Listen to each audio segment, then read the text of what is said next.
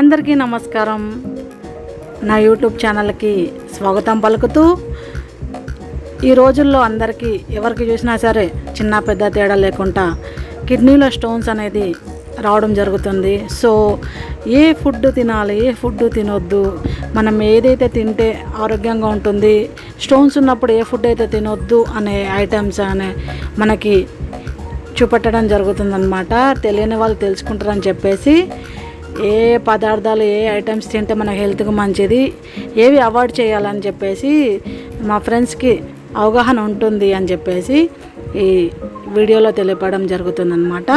So please do subscribe my ఛానల్ని subscribe చేసుకోండి. Please support, do like, comment and share. ఈ విషయం అందరికీ చెప్పండి. కిడ్నీలో రాళ్ళ వల్ల చాలామందికి చాలా బాధలు కలుగుతున్నాయి అన్నమాట. అంటే చాలా పెయిన్ ఉంటుంది.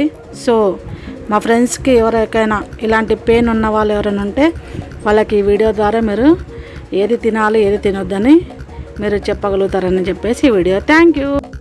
సో చూసేద్దామా ఏమేమి తినాలి, ఏమేమి తినొద్దని. సో చూసే ముందు ప్లీజ్ డూ సబ్స్క్రైబ్.